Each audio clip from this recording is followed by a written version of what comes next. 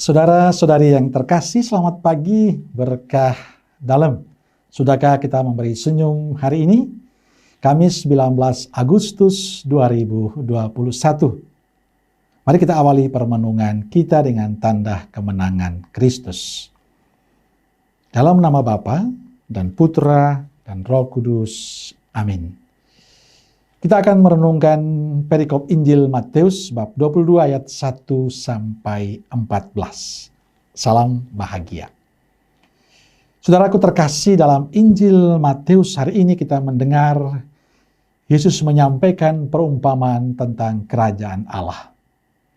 Perumpamaan yang disampaikan Yesus adalah tentang perjamuan yang ditawarkan bagi semua orang.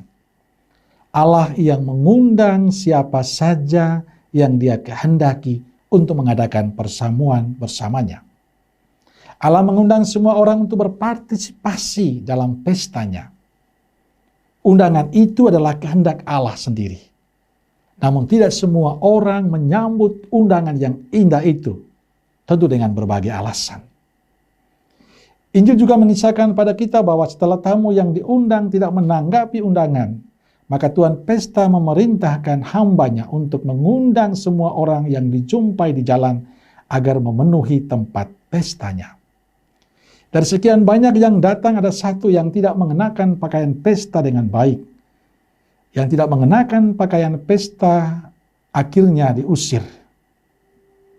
Walaupun undangan itu gratis, tapi bukan berarti para tamu boleh seenaknya mengenakan pakaian. Saudaraku terkasih, Tuhan senantiasa menawarkan kebaikan dan cintanya bagi semua orang, bagi Anda dan saya. Ia selalu mengundang kita untuk mengalami kerajaan Allah. Undangan itu adalah tawaran dari Allah untuk kita. Undangan itu tidak dipaksakan, tapi butuh kesadaran diri kita sendiri.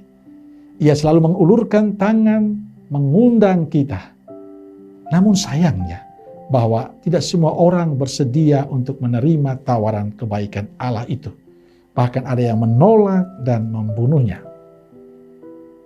Saudaraku terkasih, sampai saat ini saya yakin Allah selalu mengundang kita untuk mengalami kebersamaan dengannya dalam Ekaristi Kudus. Allah menawarkan kebaikan dan cintanya untuk kita. Tapi sayangnya kita seringkali dengan berbagai alasan menolak tawaran kebaikan dari Allah. Kita selalu memberikan alasan. Dan alasan itu bagi saya kadang lucu. Kadang karena kita mau berolahraga. Kadang karena mau rapat. Kadang karena mau rekreasi. Kadang karena mau nonton sinetron. Ya, ini aneh. Dan itu banyak yang terjadi. Orang bisa menggeserkan doa bersama.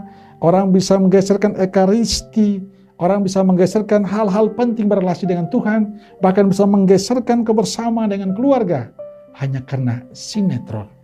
Dan sekarang ibu-ibu itu luar biasa, ikatan cinta, aneh. Tapi itulah kenyataan yang terjadi. Mungkin juga karena kesibukan kita dengan main HP, kesibukan kita dengan keinginan-keinginan lain. Akibatnya apa? Tawaran kebaikan Tuhan, ajakan Tuhan, undangan Tuhan kita abaikan. Sekali lagi kita selalu punya alasan. Dan saya meyakini Bapak Ibu Saudaraku sekalian yang mungkin hari ini mendengarkan permenungan ini juga seringkali juga membuat alasan itu. Hanya karena ingin kepuasan duniawi, kepuasan sesaat kita. Saudaraku terkasih, saya ingin mengajak kita sekaligus mengingatkan kita.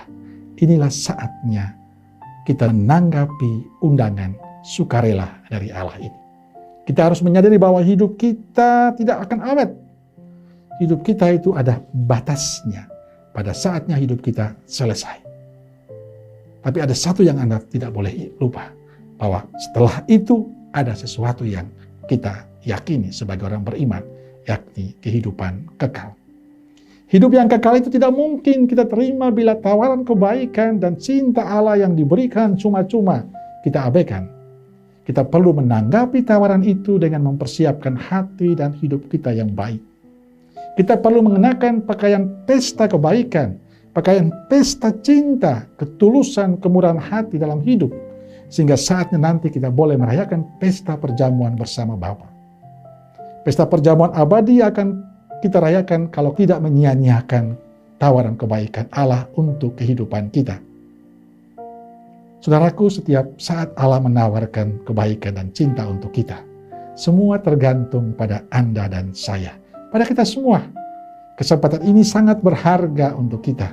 Maka mari saudaraku terkasih, kita mohon rahmat kekuatan dari Tuhan, agar kita membuka hati kita untuk tawaran Allah. Dan saatnya kita menanggapi tawaran itu, untuk menjadi orang Katolik yang baik dan benar. Sehingga pada saatnya Anda dan saya boleh merayakan pesta bersama Allah di surga. Amin. Semoga Allah yang Maha Kuasa memberkati saudara sekalian, Bapa, Putra, dan Roh Kudus. Amin. Keluarga Kudus Nazaret, doakanlah kami. Amin. Berkah dalam.